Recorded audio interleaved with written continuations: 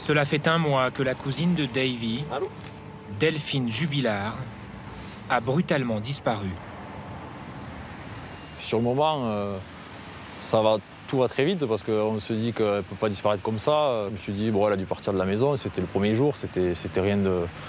Mais bon, quand on se dit qu'il y a directement un avis de recherche et tout ça, c'est vrai que ça nous met mal à l'aise. Hein. Les premières nuits ont été longues, à réfléchir, à penser à plein de choses, on ne sait pas quoi. Aujourd'hui, on a tous envie de retrouver Delphine, elle nous manque énormément, elle manque à ses enfants, elle manque à toute la famille, à ses amis aussi, bien sûr. On ne baisse pas les bras, on attend qu'une bonne nouvelle arrive, on va dire. Mais c'est vrai qu'après plus de 3 semaines, l'espoir diminue petit à petit, malgré tout, mais on y croit. L'infirmière de 33 ans, mariée, mère de 2 enfants, a disparu dans la nuit du 15 au 16 décembre dernier.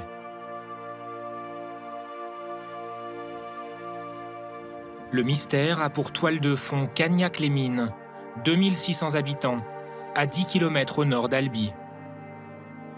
C'est une bourgade tranquille, où l'extraction du charbon a été arrêtée au milieu des années 80. Delphine vit dans cette maison inachevée, avec son mari Cédric, qui l'a construite en partie il y a 7 ans, leur garçon de 6 ans et leur fillette de 19 mois. Depuis quelques semaines, le couple envisageait de se séparer et faisait chambre à part. Cédric signale la disparition de sa femme le 16 décembre au petit matin. Il raconte une soirée tranquille, passée devant la télé. Il se serait endormi le premier. Delphine aurait couché leur fils vers 23 h. Cédric aurait été réveillé à 4 h 30 par les pleurs de leur fillette. C'est à ce moment-là qu'il aurait constaté l'absence de sa femme. Il aurait demandé à des amis si Delphine était chez elle, ne recevant que des réponses négatives. Il prévient à 5 h 30 du matin les gendarmes, qui se déplacent une première fois au domicile du couple. Les affaires de la mère de famille sont encore là. Seul manque sa doudoune blanche et son téléphone portable, dont on découvrira a posteriori qu'il cesse d'émettre quelques heures après sa disparition, dans un rayon de 2 km autour de son domicile.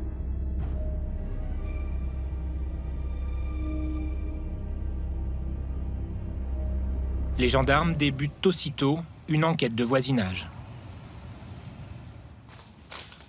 Michel habite juste à côté de la maison de l'infirmière. Le retraité gardait fréquemment chez lui son fils de 6 ans. Il l'appelait papy, mamie. On était... Il rentrait pas comme chez lui ici, mais presque, quoi. Je veux dire. Delphine, c'est une femme discrète, souriante. On n'a jamais eu de problème. Hein. Bon, avec elle, elle m'a toujours dit bonjour. C'est une fille normale, hein, je veux dire. Comment vous avez appris qu'elle a disparu et quelle a été votre première réaction? Disons, on l'apprend par la gendarmerie qui vient nous demander des nouvelles de Madame Jubilard. Sur le coup, avec ma femme, on se regarde, Jubilard. Oui, votre voisine derrière. Ah oui, Delphine. Parce que bon, pour nous, c'était Delphine et Cédric. Et c'est là qu'ils nous ont dit qu'elle avait disparu dans la nuit. C'est tout. Je disais, là, il y a eu un problème, ils se sont engueulés, ou je sais pas quoi. Elle est partie prendre l'air, comme on dit, quoi. Elle va revenir dans la c'était 10h30 ou 11h. Elle va revenir avec les gosses, elle va revenir, quoi. Mais Delphine ne revient pas. Et personne ne l'a, semble-t-il, vue cette nuit-là. Les chiens de la gendarmerie perdent sa trace à 200 mètres du domicile familial. Près de ce croisement, sans certitude que la piste suivie date de la nuit. Un hélicoptère, un drone et des plongeurs recherchent en vain l'infirmière. Je vais prendre l'extrémité puis on va tourner le long. Un appel à témoins est diffusé par les gendarmes. Alors, je sais que beaucoup cherchent une doudoune blanche et un téléphone portable. Moi, je vous demande de signaler tout ce que vous trouverez. Le mercredi 23 décembre, Une battue citoyenne est organisée pour tenter de retrouver l'infirmière ou des indices permettant de comprendre sa disparition. Cédric, son mari, est là, capuche sur la tête. On finit de s'inquiéter jusqu'ici, on finit cette partie boisée, après ça sera méchant. D'accord. Il ne dira pas un mot aux médias. Ils étaient près de 1800 ce jour-là, dont Patrice Norkowski, le maire de Cagnac-les-Mines. Je pense que ce qui a peut-être motivé les gens, c'est que le fait que ce soit une maman, une infirmière, c'était l'approche de Noël aussi. Il y a beaucoup de choses qui font que les gens ont eu cet élan de solidarité. C'est vrai que la topographie de notre village est très compliquée. Beaucoup de bois, c'est très vallonné, beaucoup de ronciers, donc difficile d'accès. Là, j'ai soulevé juste la branche avec mon pied, elle était là. Je suis restée telle qu'elle. Un couteau et un téléphone portable sont découverts, mais sans lien a priori avec la disparition de Delphine.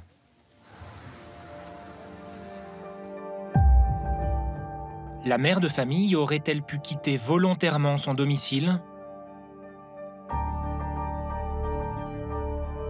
Son cousin, comme tous ses proches, n'y croit pas un instant. Elle n'aurait jamais pu partir comme ça sans ses enfants. Si elle serait partie un jour, c'était avec ses enfants. Sa petite fille qui a 19 mois, son fils de 6 ans, elle faisait beaucoup d'activités avec eux, elle était très maman poule, mais jamais elle les aurait abandonnés. Jamais. Et puis elle aimait bien, elle était quand même bon vivante, elle aimait bien être avec des amis, elle avait une bonne relation avec ses collègues de boulot, elle croquait la vie à pleines dents, avec ses enfants, avec ses amis, avec la famille. C'était une jeune femme simple et qui aimait la vie, quoi. La justice également semble avoir écarté cette hypothèse. Une semaine après la disparition de Delphine, le procureur ouvre une information judiciaire pour enlèvement et séquestration. Le dossier devient criminel. Parmi les pistes envisagées, les gendarmes de la section de recherche de Toulouse s'intéressent au mari de l'infirmière et investissent à 2 reprises la maison du couple. Les murs et le terrain sont sondés. Même les égouts sont explorés. Aucun élément n'a filtré sur le résultat de ces investigations, effectuées en présence de Cédric Jubilard. La piste de la séparation qui tourne mal est-elle crédible? Delphine et Cédric se sont mariés en 2013. Un amour de jeunesse. Des caractères opposés. Elle, lumineuse et avenante. Lui, plus renfermé. La décision de se séparer est prise cet été. Une usure du couple et des difficultés financières en seraient les raisons. Avec la crise de la Covid, l'activité de Cédric, auto-entrepreneur dans le bâtiment, s'était écroulée. Pour cette proche de la famille qui souhaite rester anonyme, Cédric Jubilard avait beaucoup à perdre dans ce divorce. Elle comptait passer le dernier Noël pour que les enfants puissent être avec son père et tout ça, avec leur père, et partir le week-end d'après Noël.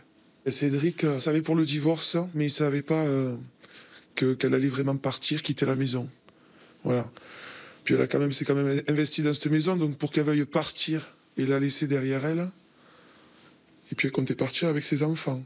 Moi, de ce que je sais, elle comptait demander la garde exclusive des enfants. Elle le lui avait dit? Je pense que non. Elle avait peur de sa réaction. Cédric Jubilard a trouvé refuge avec ses 2 enfants chez des proches dans la région. Il ne veut pas s'exprimer publiquement. Il s'est constitué partie civile, assisté par maître Jean-Baptiste Allary. L'avocat affirme que la séparation était en réalité tout à fait apaisée. C'était une séparation, après les investigations le confirmeront ou l'infirmeront, hein, mais qui était consentie de part et d'autre. Et l'un et l'autre étaient d'accord pour considérer qu'il était peut-être temps de se séparer proprement, tout en restant 2 parents présents pour leurs enfants. Mais à ma connaissance en tout cas, et je crois que là-dessus elle est relativement précise, il n'y avait pas de conflit à ce niveau-là. Une séparation pacifique confirmée par certains proches de Delphine auprès des enquêteurs. Ces derniers envisagent donc aussi la piste de la mauvaise rencontre, du prédateur. Ils examinent les profils des délinquants sexuels répertoriés dans les environs. Recoupent toutes les données téléphoniques de cette nuit-là. Pour l'instant, le mystère reste total. Mais chaque jour qui passe arrache avec indifférence un peu d'espoir aux proches de Delphine. En tout cas, merci d'être venu, surtout. Ça fait chaud au cœur de voir autant de monde. Je pensais vraiment pas qu'il y aurait autant de monde aujourd'hui, donc j'avoue qu'on n'avait pas pensé à faire des groupes. Donc tu n'auras pas assez de café et de croissants. J'aurais pas assez de café aujourd'hui, désolée. Allez, c'est parti. Allez. Comme tous les jeudis depuis 1 an, Amy organise elle-même une battue. Souvent, elles ne sont que 3. J'ai l'impression de revivre la première battue. Ce matin, une trentaine de personnes les aident à ratisser un bois à la recherche de Delphine Jubilard.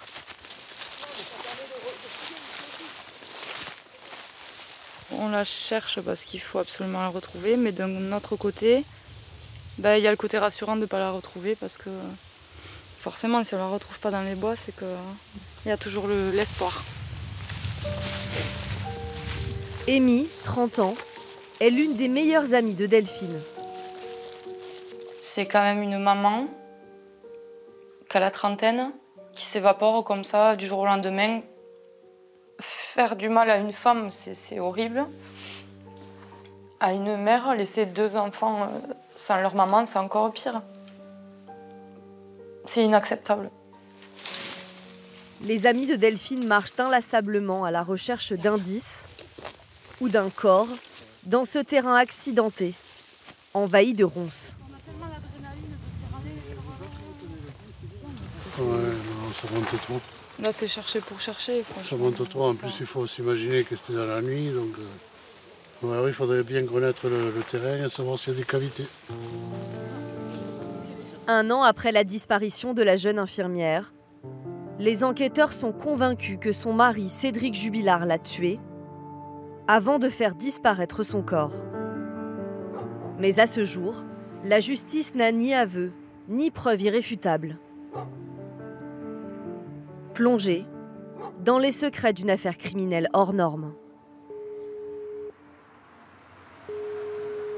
Le 15 décembre 2020, à 4h10, la gendarmerie d'Albi reçoit un appel. Cédric Jubilard, 33 ans, veut signaler que sa femme a disparu.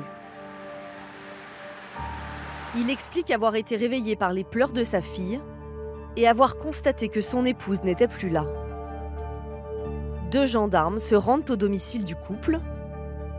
L'un d'eux racontera aux enquêteurs. Il était anxieux et stressé.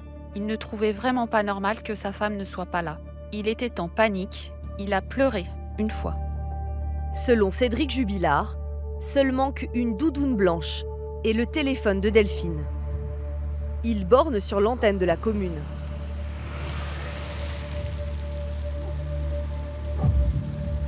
Mais à 7h30, le téléphone s'éteint. À Cagnac, les amis de Delphine apprennent la nouvelle en se réveillant. Cédric a tenté de les joindre dès 4h du matin. Coucou, quelqu'un a vu Delph. Je la cherche partout, je veux juste savoir si tout va bien. Elle est chez toi. On s'est dit peut-être que... elle va revenir, elle est peut-être partie au travail, même si elle est en vacances, elle avait besoin de souffler. Peut-être qu'à la maison, ça allait pas, elle est partie se balader ou s'aérer la tête le soir même. Arrivé le soir après le travail, quand on voit qu'elle est toujours pas rentrée, on commence un peu plus à s'inquiéter, on commence à nous dire qu'on va nous auditionner, les gendarmes qui nous demandent si on ne la cache pas. C'est là où on s'est dit, ouais, finalement, peut-être qu'il y a autre chose. Hein. Qu'est-il arrivé à Delphine ? Mère de 2 enfants, dont une fille de 18 mois, elle était en congé et semblait joyeuse. Amy a échangé avec elle la veille de sa disparition. Le 14 décembre, où je dis aux filles, on se fait un café ensemble, alors jeudi matin, les gars. Et où elle répond, oui, café entre meufs, jeudi matin, cœur. Tout était normal. L'idée d'une disparition volontaire, vous y pensez à ce que vous dites, elle a pu partir de chez elle tout plaqué? Non, jamais. Jamais j'ai pu penser à ça. Jamais de la vie, elle serait partie sans ses enfants. Ça, c'était de suite à enlever de la liste. Delphine a-t-elle fait une mauvaise rencontre?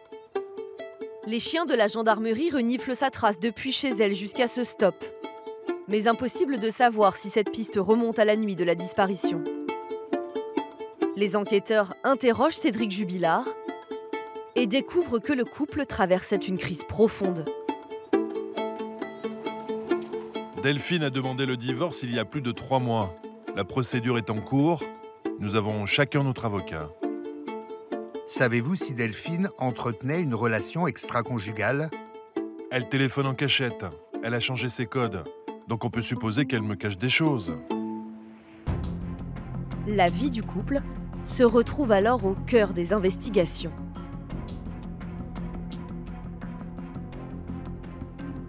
Delphine rencontre Cédric en 2005 dans une soirée. Ils ont à peine 18 ans. Elle est étudiante infirmière, lui est intérimaire. Ils emménagent dans un appartement à Albi. Kevin habitait sur le même palier. Rapidement, il se lie d'amitié avec le couple. Cette photo-là, il y a 2 bébés. Les fameuses photos, ils sont super. En 2013, Kevin est même témoin de leur mariage. Ils étaient vraiment bien ensemble, quoi. C'est toujours les premières années qui sont les meilleures, quoi. Il se souvient d'un ami travailleur qui multiplie les petits boulots. Cédric Jubilard veut construire sa vie de famille et sa propre maison. Ils ont réussi à trouver le terrain, à avoir les fonds et tout. Et vu que Delphine travaillait, donc au niveau du crédit, ils ont réussi à l'avoir. Ils voulaient se donner à fond dans cette maison, quoi. Et vu qu'il était du bâtiment, il y avait plein de projets. Ils pensaient faire une piscine, un solarium. Ils voulaient vraiment faire une maison où ils se sentent bien. C'était son rêve, cette maison? Ouais. En 2013, le couple emménage à Cagnac-les-Mines, quelques mois avant la naissance de leur fils, Louis. Les travaux ne sont pas terminés et ils n'avanceront plus. À cette époque, Delphine se confie à une cousine dont elle est très proche, Lolita. La maison qui avançait pas, hein. Donc elle a commencé à en parler un peu en disant, ben voilà, Cédric, je comprends, il a des chantiers, mais il avance pas, quoi, dans la maison. Donc c'est vrai que ça l'a travaillé un peu, quoi. Parce qu'après, ben, elle a été enceinte de Elia. La grossesse a été dure. Étant enceinte, elle est tombée 2 fois. Quand il pleuvait ou n'importe, eh bien, avec la poussette, c'était trop dangereux. Il faisait rien. Alors que l'activité professionnelle de Cédric est en dents de scie, Delphine s'épanouit à son poste d'infirmière en gériatrie. Ah, tu vois, respect, c'est ça, et là, c'est ça qui est... Comme on le voit sur cette vidéo, tournée par des collègues.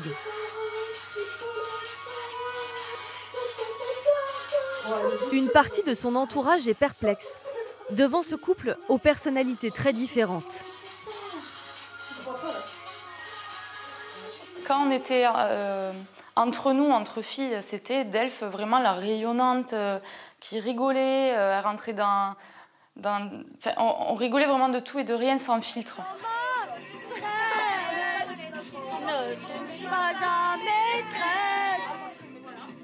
À partir du moment où il était là, c'était plus du tout la même personne. Cédric, ça a toujours été quelqu'un il est dur, quoi. Il a toujours montré, c'est une personne dure, hein, et il a toujours assumé. De toute façon, il est comme ça, c'est son caractère. Hein. Moi, je suis un connard et j'assume, quoi. C'est vraiment sa phrase à lui, de toute façon. Il y avait beaucoup de choses qui collaient pas, je trouvais, entre eux, en fait. Il y avait Delphine qui était une femme posée, voilà, gentille avec ses enfants. Il n'y a aucun moment j'ai vu Delphine lever la main sur les petits. C'était Cédric. Quand Delphine elle lui disait « Arrête, tu vois pas que tu lui fais mal à Louis, mais tais-toi, ferme-la ta gueule », en fait, c'était des mots vulgaires. Elle se rabaissait, elle baissait la tête, elle disait plus rien. Après un lent délitement, à l'été 2020, cet amour de jeunesse semble dans une impasse. Delphine s'affirme. Elle semble excédée par les problèmes financiers récurrents de son conjoint. Dans des messages retrouvés par les enquêteurs, elle évoque une séparation.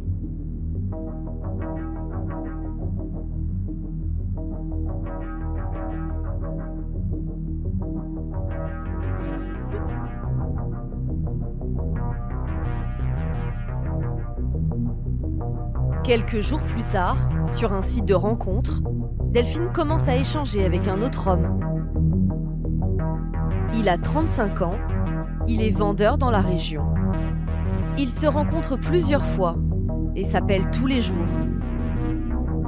Rapidement, Cédric nourrit des soupçons. Il cherche même à géolocaliser le téléphone portable de son épouse, alors qu'elle se trouve avec son amant.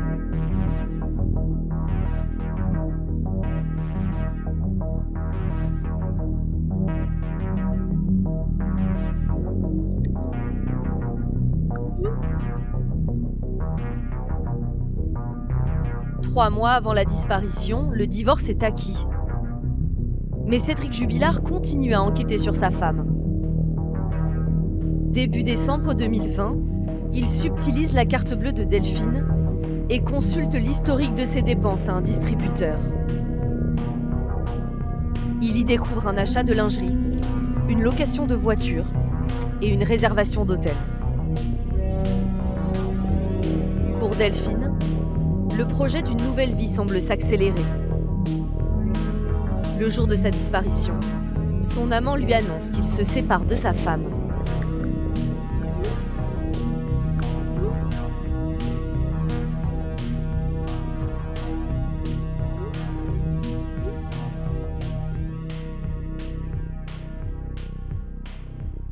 À 22h55, Delphine lui envoie un dernier message.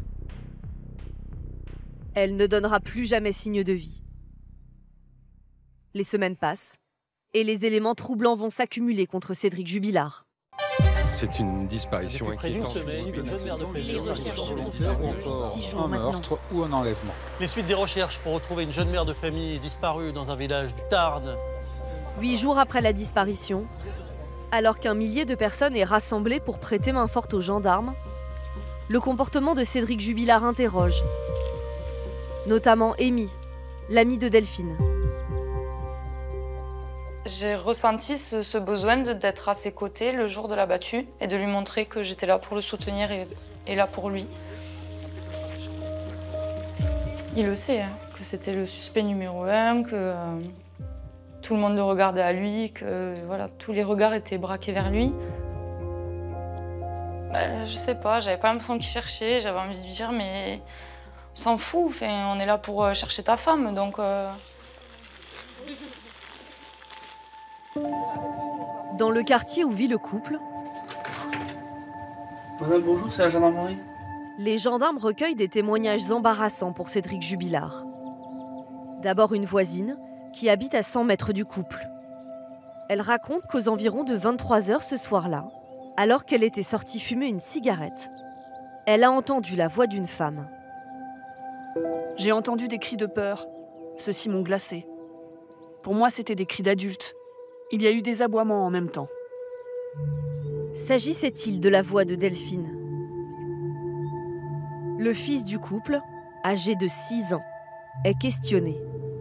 D'abord, au lendemain de la disparition, il affirme que la soirée s'est déroulée sans heurts.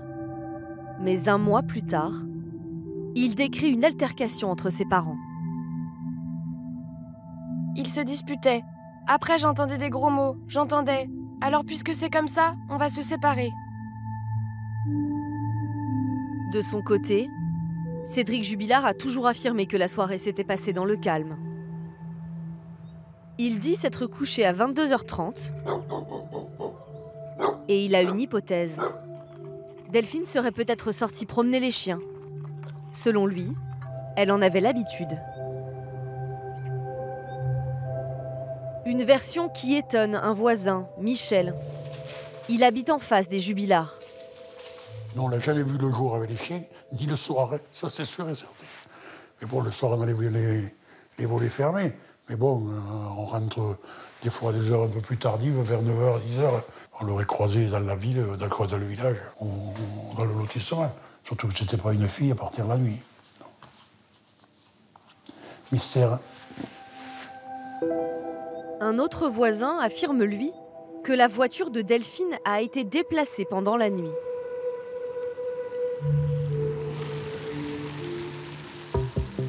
Les enquêteurs découvrent aussi que, contrairement à ses habitudes, Cédric Jubilard a coupé son téléphone entre 22h et 4h du matin.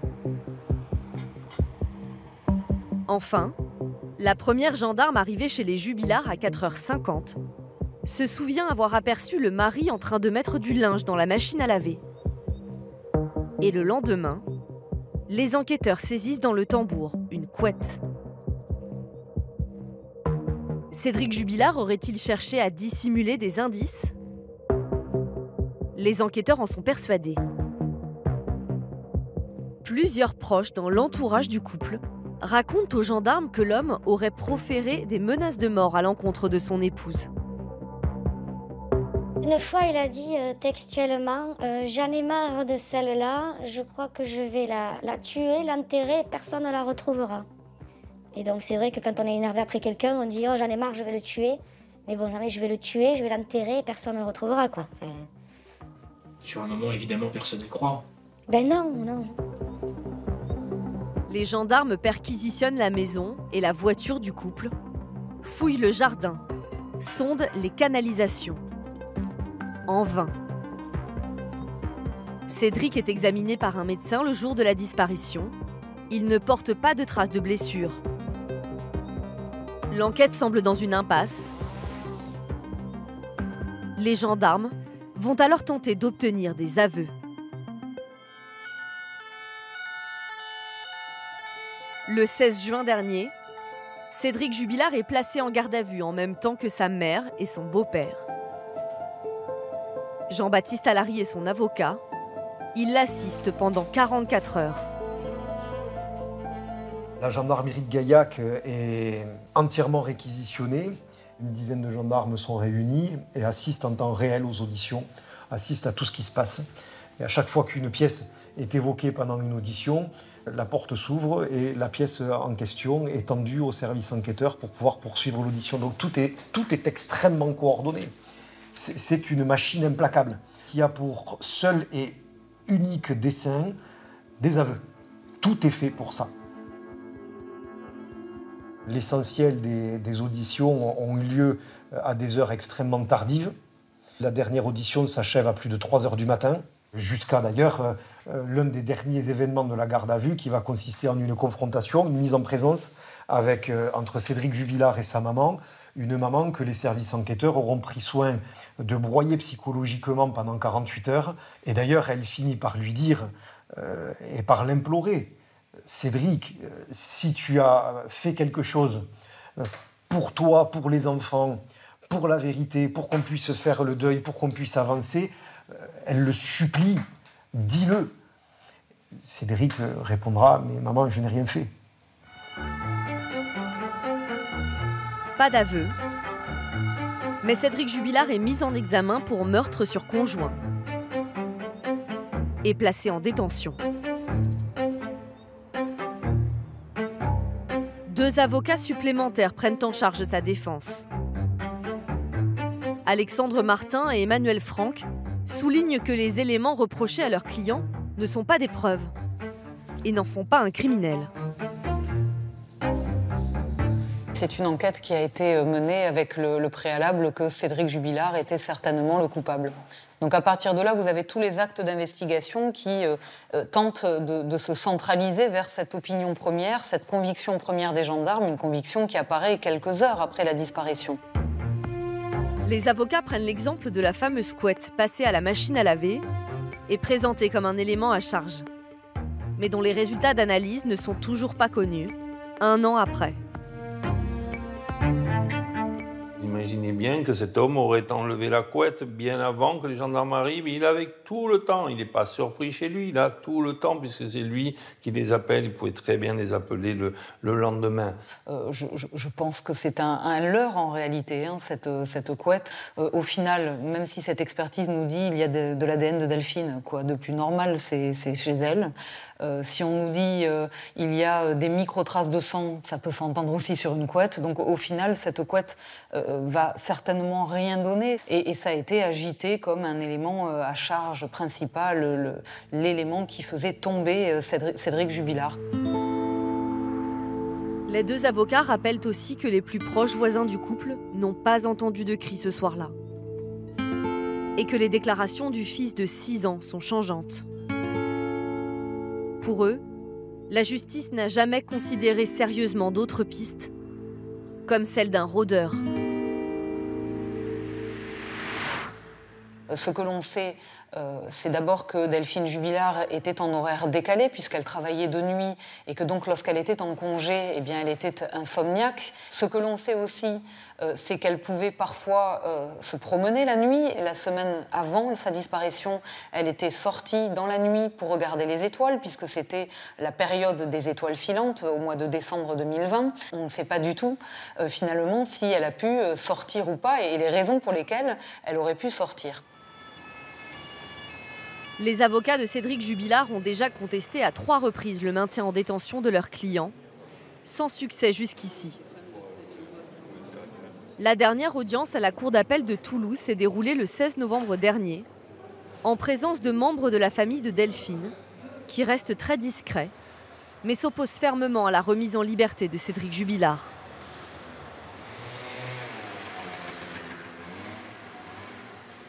Mourad Batik est l'avocat d'un oncle et d'une tante de Delphine. Pour eux, la culpabilité de Cédric Jubilard ne fait guère de doute. Le dossier, il est tout sauf vide. Ce que je peux vous dire aujourd'hui, c'est qu'il y a 2 hypothèses. Une hypothèse impliquant Cédric Jubilard, une hypothèse sérieuse, et une hypothèse parfaitement farfelue qui ferait intervenir un tiers extérieur et externe et qui n'a aucun sens et qui ne tient pas la route une seule seconde. Que Delphine sorte à 23h dans le noir alors qu'elle a peur du noir, en pyjama, alors qu'elle vient de coucher ses enfants, on est en plein hiver, on est sous le couvre-feu et elle se ferait enlever par un tiers, ça n'a aucun sens. Entendu ce vendredi par les juges d'instruction, Cédric Jubilard a maintenu sa version. Il reste présumé innocent des faits qui lui sont reprochés.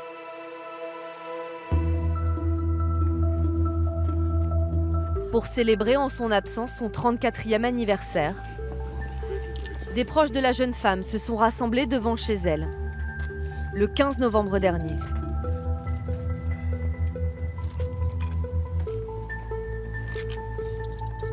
Je pense que la vérité, elle se saura. En tout cas, je souhaite qu'elle se sache. Et je souhaite aussi que la personne qui lui a fait du mal parle et paie.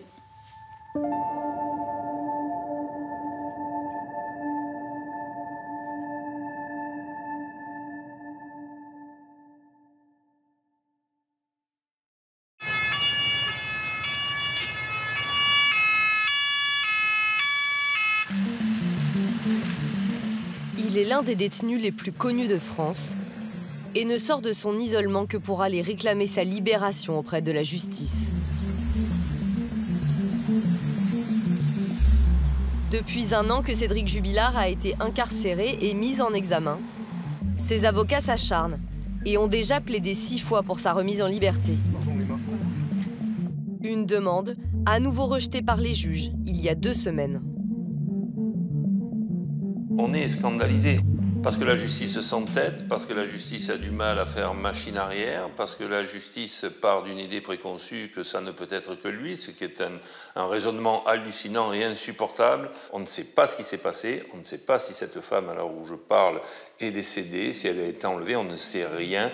Il n'y a aucune trace de scène de crime et cet homme est parfaitement innocent. Depuis la disparition de Delphine Jubilard en décembre 2020, la justice a rassemblé de nombreux indices, mais aucune preuve. Cédric Jubilard est-il la victime d'une erreur judiciaire ou un meurtrier particulièrement habile? L'objectif de Cédric Jubilard, c'est de toujours être en maîtrise parfaite des informations qu'il distille et qu'il distribue, de sorte à ce que personne ne puisse avoir l'entièreté du puzzle, qu'il reste le maître du jeu. Il va distribuer ici et là des morceaux du puzzle, mais le seul qui a une lecture globale et totale du dossier, c'est lui. Le 15 décembre 2020, à 4h10, Cédric Jubilard appelle la gendarmerie. Gendarmerie, je vous écoute? Oui, bonjour, je ne sais pas où est passée ma femme. Je me réveille là, je suis tout seul à la maison. D'accord, il n'y a pas de problème particulier? Vous ne vous êtes pas disputé ou autre? Ah non, non, non. Après, on est en instance de divorce. Ça, c'est une chose. Mais après, ça se passe bien. D'accord. Et vous, ça vous paraît bizarre qu'elle soit partie? Elle n'a pas rejoint quelqu'un dans la nuit? Qu'elle le dise, mais qu'elle ne me laisse pas là comme un con à galérer.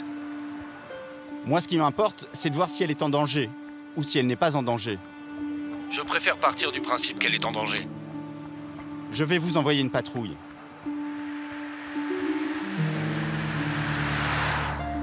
Delphine Jubilard s'est comme volatilisée. Dans le domicile conjugal, les gendarmes trouvent son sac, ses papiers. Selon son mari, elle serait partie avec une doudoune blanche et son téléphone. Mystérieusement, celui-ci borne toujours sur l'antenne de la commune. Mais à 7h30, il s'éteint.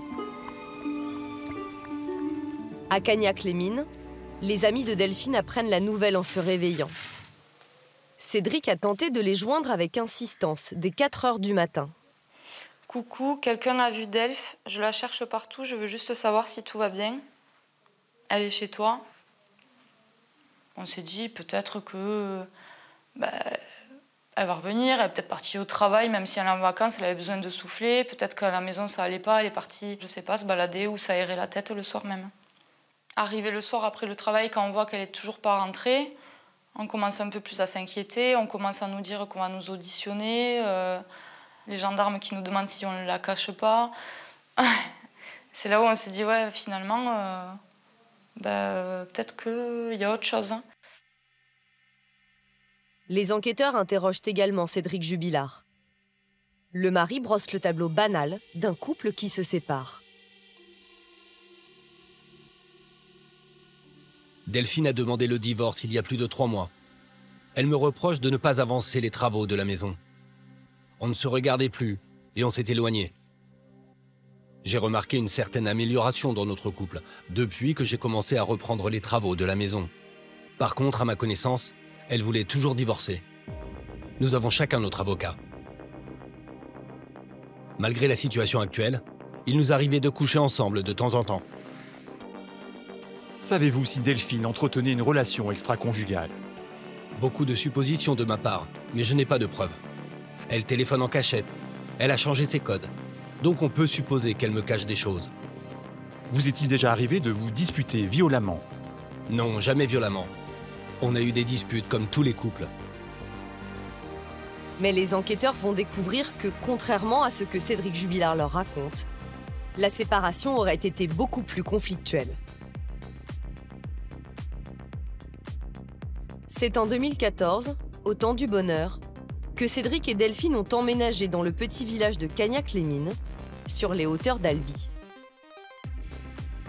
Cédric est plaquiste, il achète un terrain et construit sa maison avec des amis, juste avant la naissance de son fils, Louis. Et 3 ans plus tard, le couple a une petite fille. Mais Cédric ne termine pas les travaux.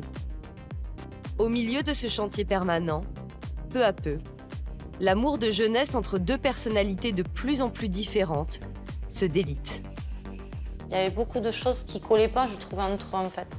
Il y avait Delphine qui était une femme posée, voilà, gentille avec ses enfants. Il n'y a aucun moment j'ai vu Delphine lever la main sur les petits. C'était Cédric. Quand Delphine elle lui disait « Arrête, tu vois pas que tu lui fais mal à Louis, mais tais-toi, ferme-la ta gueule ». En fait, c'était des mots vulgaires. Elle se rabaissait, elle baissait la tête, elle disait plus rien. Cédric, ben, il est dur, quoi. Et il a toujours assumé, de toute façon, il est comme ça, c'est son caractère. Moi, je suis un connard et j'assume, quoi. C'est vraiment sa phrase à lui, de toute façon. En 2020, Delphine s'éloigne définitivement de Cédric. Celui-ci enchaîne les petits boulots, il est instable financièrement. En août, elle lui annonce qu'elle veut divorcer.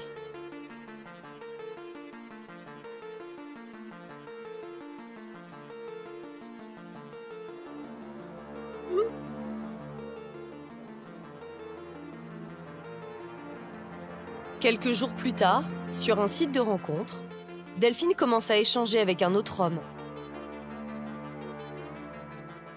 Il a 35 ans, il est vendeur dans la région. Ils se rencontrent plusieurs fois et s'appellent tous les jours. Rapidement, Cédric nourrit des soupçons. Par jalousie, il cherche même à géolocaliser le téléphone de son épouse alors qu'elle se trouve avec son amant.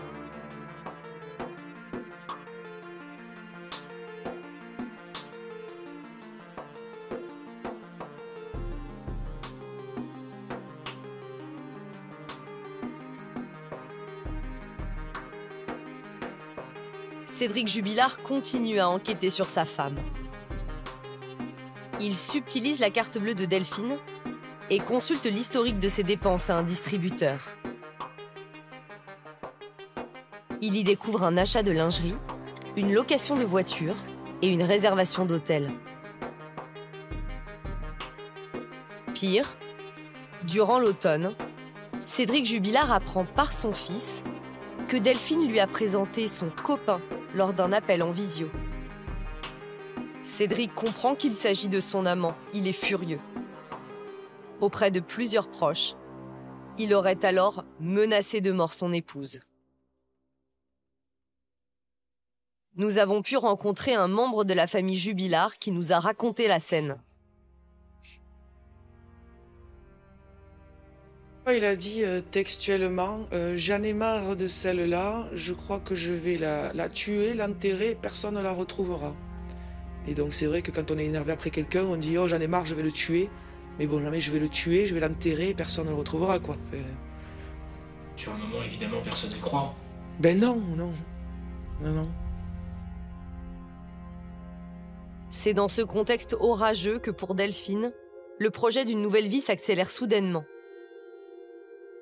Le jour de sa disparition, le 15 décembre, son amant lui annonce qu'il se sépare de sa femme.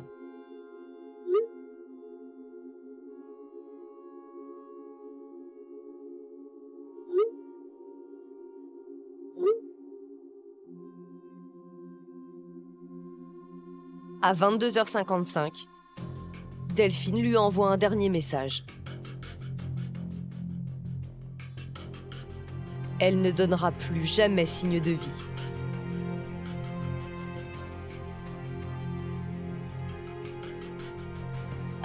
C'est une disparition inquiétante qui mobilise. Depuis près d'une semaine, une jeune mère de famille est Les recherches se poursuivent depuis 6 jours ou maintenant. encore un meurtre ou un Les enlèvement. suites des recherches pour retrouver une jeune mère de famille disparue dans un village du Tarn. 8 jours après la disparition, alors qu'un millier de personnes est rassemblé pour prêter main forte aux gendarmes, le comportement de Cédric Jubilard interroge. Notamment Amy, l'amie de Delphine. J'ai ressenti ce besoin d'être à ses côtés le jour de la battue et de lui montrer que j'étais là pour le soutenir et là pour lui. Il le sait, hein, que c'était le suspect numéro 1, que tout le monde le regardait à lui, que voilà, tous les regards étaient braqués vers lui. Je sais pas, j'avais pas l'impression qu'il cherchait, j'avais envie de lui dire mais s'en fout, enfin, on est là pour chercher ta femme, donc... La nonchalance de Cédric Jubilard dans les jours suivant la disparition choque plusieurs proches de Delphine.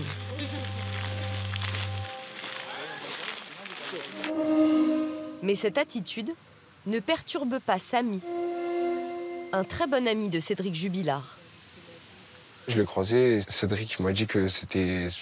Voilà, c'est arrivé comme ça d'un coup, il s'y attendait pas. Et puis, il m'a pas fait le Jonathan Daval à s'effondrer en larmes, tout ça, mais ça se voyait qu'il était impacté, qu'il était, voilà, qu'il était choqué. Mais il m'a pas fait le mec, oh, ma femme a disparu. Parce que je savais déjà qu'ils étaient en divorce. Mais il n'y avait plus rien entre eux, quoi. Donc j'ai un peu compris pourquoi il s'était pas effondré en larmes. Mais j'ai pas trouvé ça bizarre, moi je trouvais sa réaction normale. C'est plus par rapport aux enfants, quoi, qu'il était affecté. Lui, c'était vraiment que pour les enfants. C'était parce qu'il avait perdu la mère de ses enfants qu'il voulait la retrouver.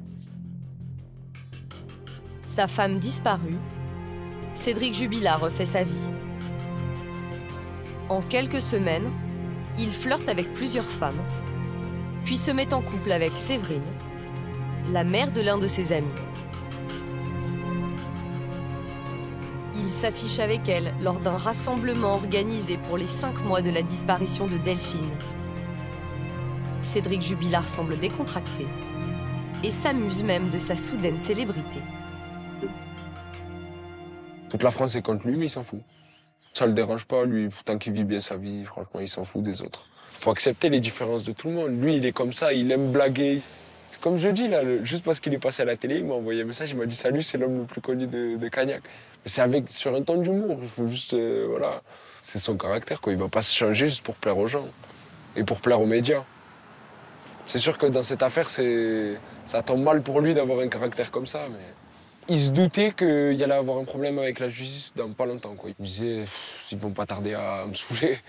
C'était sûr et certain, il le savait. En effet, pendant des mois, les gendarmes rassemblent des éléments embarrassants pour Cédric Jubilard. L'homme a toujours affirmé s'être couché à 22h30, après une soirée sans heure. Il suppose que Delphine serait sortie promener les chiens. Selon lui, elle le faisait souvent, le soir. Mais les riverains sont interrogés.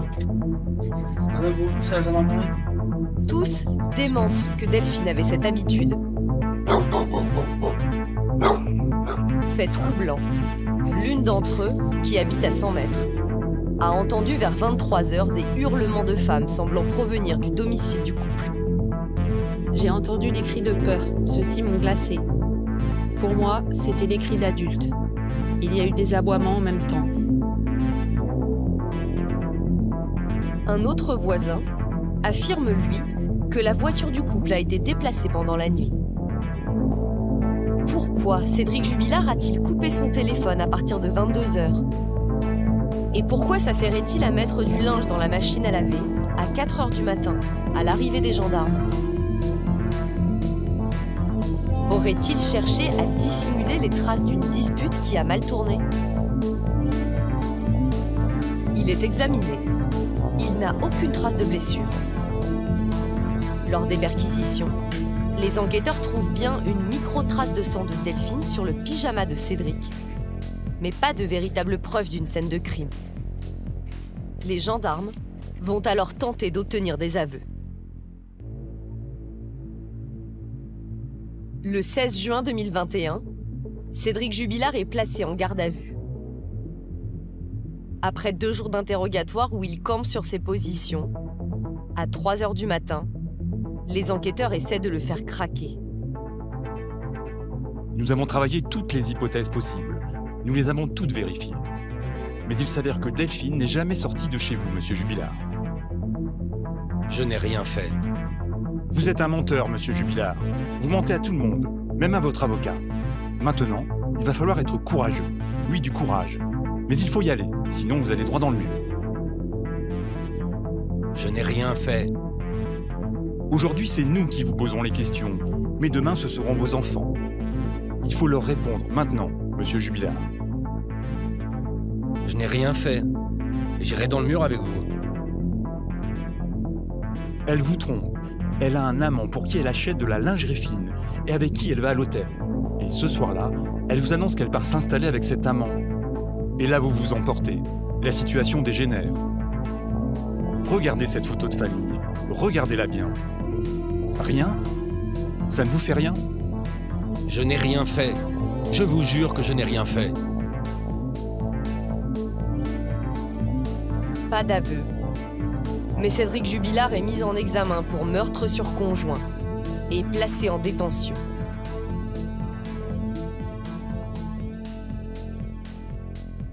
Jean-Baptiste Allary, qui l'a assisté lors de cette garde à vue, dénonce alors une enquête à charge et un dossier vide de preuves. Il n'y a pas de traces de sang, il n'y a pas de traces particulières de terre par terre ou quoi que ce soit. Le véhicule est dans le même état qu'il était la veille. De la même manière, la téléphonie de Cédric, on ne peut pas objectivement en faire quelque chose d'accablant. Il y a une donnée objective, c'est que ce téléphone n'a plus d'activité à compter de 22h08. Soit 1 heure quasiment avant le dernier signe de vie de Delphine Jubilard. Mais à ce moment-là, ça signifierait que cet homme a pris le soin d'anticiper le pétage de plomb qui va intervenir 1 heure plus tard et donc éteindre son téléphone. Pourquoi? Quand on éteint son téléphone, c'est pour masquer un déplacement.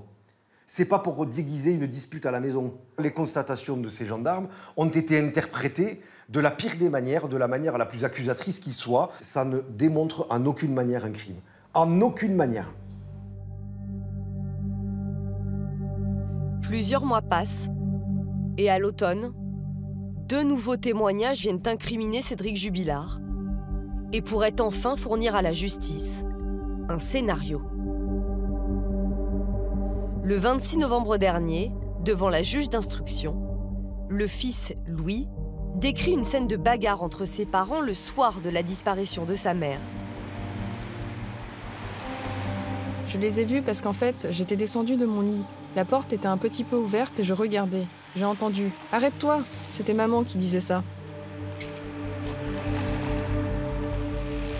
Quand ils se disputaient, ils étaient entre le canapé et le sapin.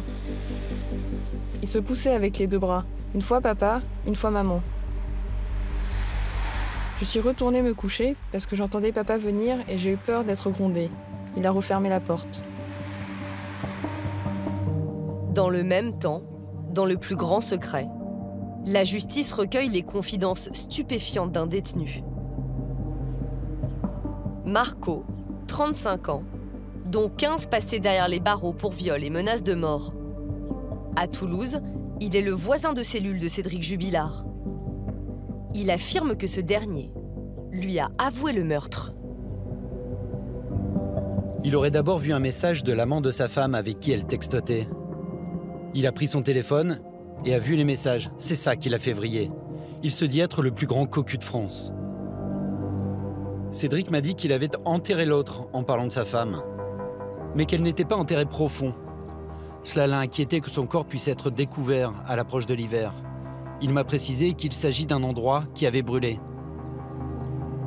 Il m'a parlé de sa compagne actuelle. Cette femme saurait où le corps est enterré puisqu'il l'aurait amené sur les lieux après les faits.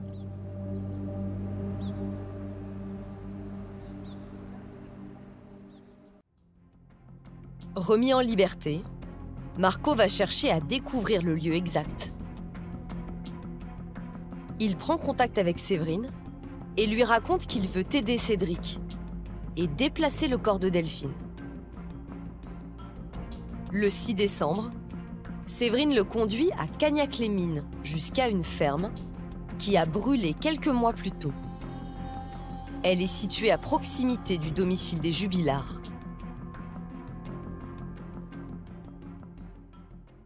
Les gendarmes, qui surveillent Séverine depuis des semaines, la placent en garde à vue. Devant les enquêteurs, elle se justifie. Une fois quand je lui ai dit « C'est bon Cédric, dis-nous où tu l'as caché le corps, qu'on arrête de le chercher », il m'a répondu avec son sourire comme il sait le faire. « Eh ben, je te l'ai dit, ça fait 3 fois que je te le dis, à la ferme qui a brûlé. » Mais d'un air où on se dit que c'est pas vrai. Au bout de 48 heures, estimant que Séverine n'en sait pas plus, la justice ne retient aucune charge contre elle.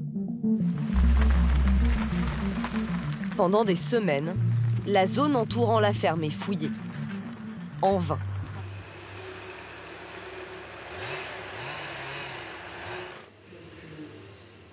Pour les avocats de Cédric Jubilard, la justice a pris pour argent comptant une provocation de plus de leurs clients. Vous avez un homme qui ne cesse d'être harcelé par tout le monde et montré du doigt depuis le début comme étant celui qui a tué son épouse. Et à 2 reprises, un peu exaspéré, un peu sous pression, un peu parce que parfois ils peuvent être, pour se défendre, provocateurs, il va dire, mais c'est bon, puisque vous voulez l'entendre, c'est moi qui l'ai tué, c'est moi qui l'ai enterré à côté de la ferme ou dans le terrain de la ferme qui a brûlé. Il le dira à Séverine et il le dira à cet homme, à ce co-détenu. Bon. Voilà. Moi, ce qui m'intéresse, c'est est-ce que cette information constitue une vérité? Non. La preuve. C'est-à-dire, on a défoncé tout le secteur avec l'armée, avec les drones, avec les pelleteuses. Le corps de Delphine n'est pas là. C'est encore une fois, c'est une fausse information. Les avocats dénoncent également la fragilité du témoignage du fils du couple. Ils rappellent qu'il avait été entendu le jour même de la disparition et qu'il avait décrit une soirée sans problème. La difficulté, c'est qu'un enfant de cet âge-là, il cherche à dire des choses pour faire plaisir à son auditoire. Il voit bien, il sait qu'il se passe quelque chose, il sait qu'on attend quelque chose de lui, ne serait-ce que pour être interrogé 3 fois. Et je trouve que la justice est irresponsable que d'utiliser ou d'essayer d'utiliser les déclarations d'un enfant aussi jeune qui sera un jour dans un véritable conflit de loyauté. Et ça sera terrible quand ce gamin va comprendre l'utilisation qu'on essaie de faire de lui. Laissons-le de côté. Laissons-le de côté. Cherchons des éléments de preuve. On est au XXIe siècle, des preuves objectives, de l'ADN, du sang, de la téléphonie, des choses qui sont indiscutables, pas la parole d'un gamin. Les 2 avocats mettent aujourd'hui en avant un élément technique qui, selon eux, est à même de disculper leurs clients. L'enquête a pu établir que le téléphone de Delphine a été manipulé plusieurs fois pendant la nuit, après 22h55 et le dernier message à son amant. Notamment à 6h52, lorsque quelqu'un déverrouille l'écran du téléphone. Or, à ce moment-là, les gendarmes sont présents au domicile du couple avec Cédric Jubilard.